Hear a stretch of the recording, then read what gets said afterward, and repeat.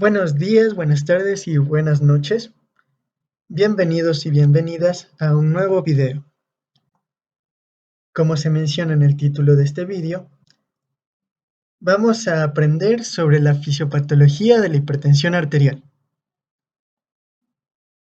Pero para entender la fisiopatología, debemos mencionar primeramente cuál es la etiología de la hipertensión arterial. No nos vamos a detener mucho en esto porque no es el objetivo de este video, pero sí debemos recordar y mencionar algunos factores que van a estar mencionándose en la fisiopatología de esta enfermedad.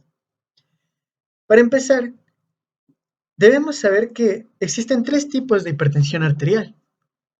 La hipertensión primaria, también llamada hipertensión esencial o idiopática.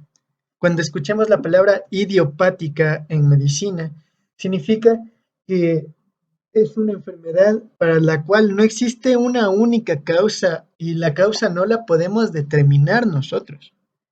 Muchas veces es un conjunto de factores que interactúan entre sí para promover esta enfermedad.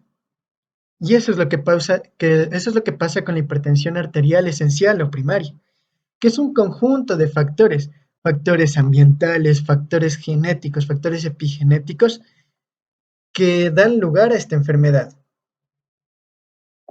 La hipertensión arterial puede ser también secundaria. ¿Y cuál es la diferencia? Es que en la hipertensión arterial secundaria nosotros podemos definir qué es lo que está causando el aumento de la presión arterial. Nosotros podemos decir, esta hipertensión se está dando porque existe alguna nefropatía y ese daño renal está causándome un aumento del volumen sanguíneo y ese aumento del volumen sanguíneo me está aumentando la presión arterial también. Entonces nosotros definimos la causa y decimos, el aumento de la presión arterial es por esto y por ende este factor es el que yo debo corregir.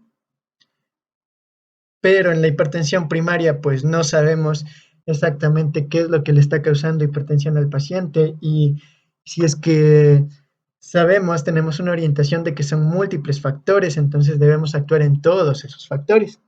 Esa es la diferencia entre hipertensión primaria y secundaria. Y por último, las crisis hipertensivas, que muchas veces son una exacerbación del cuadro primario o secundario. Y se da cuando existe un aumento súbito y grave de la presión arterial, debido igualmente a múltiples etiologías. En múltiples enfermedades pueden darse esta crisis hipertensiva. Mencionando rápidamente qué factores debemos recordar y que vamos a mencionar también en la fisiopatología, así que mucho ojo, mucha atención con esto. Debemos saber que etiología de la hipertensión primaria, como mencioné, un conjunto de factores multifactorial.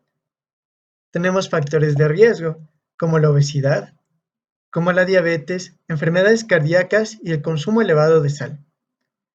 Tenemos la genética también, polimorfismos en los y de genes de vías conocidas de hipertensión. Existen muchas vías que ya se ha definido que participan en la regulación de la presión arterial, pero polimorfismos que alteren estas vías van a causar una disfunción de estas vías y por ende un aumento de la presión arterial. Y también existe una relación con los polimorfismos de los y de genes relacionados con el sistema inmunológico, porque el sistema inmunológico, a pesar de que con lo que más se relaciona es con la defensa frente a factores externos, el sistema inmunológico en realidad está relacionado con todos los sistemas y aparatos del cuerpo humano, así como los demás sistemas. Normalmente nosotros estudiamos el cuerpo humano de forma separada, estudiamos el sistema cardiovascular por un lado, el sistema renal por otro, el sistema inmunológico lo estudiamos después.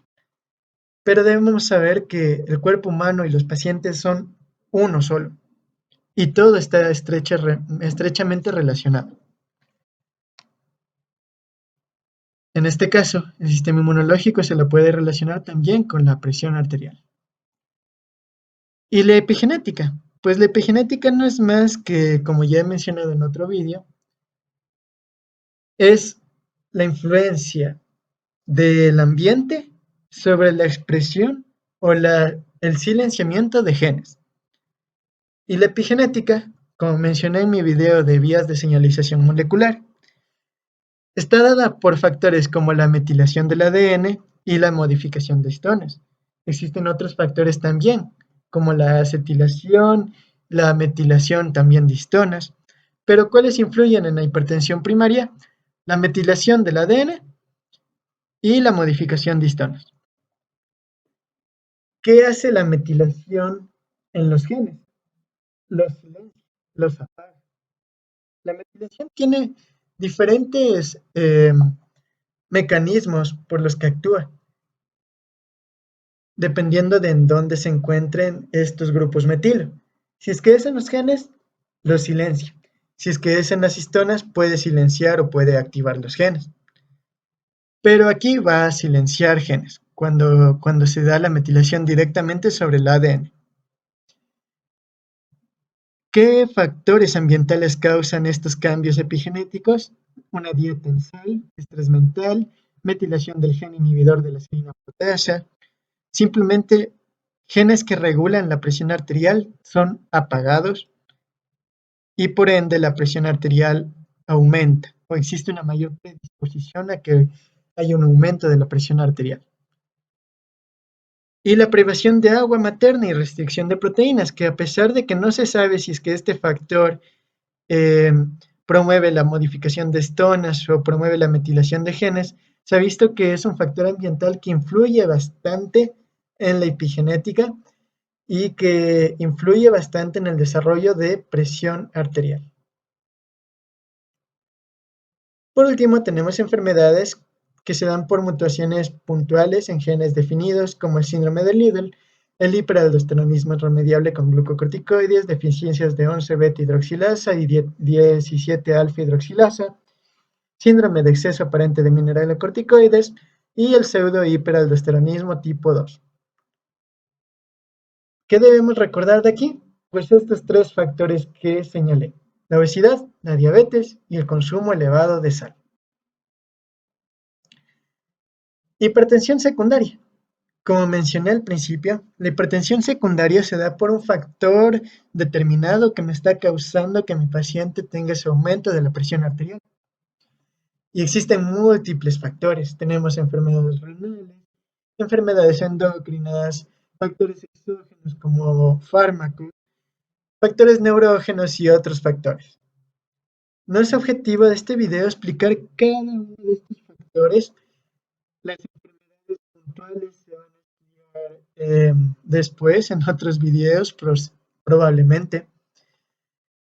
Y también los fármacos, sus mecanismos de acción y sus efectos adversos no son objetivo de este video. Pero ¿qué debemos recordar de aquí para entender la fisiopatología de esta enfermedad?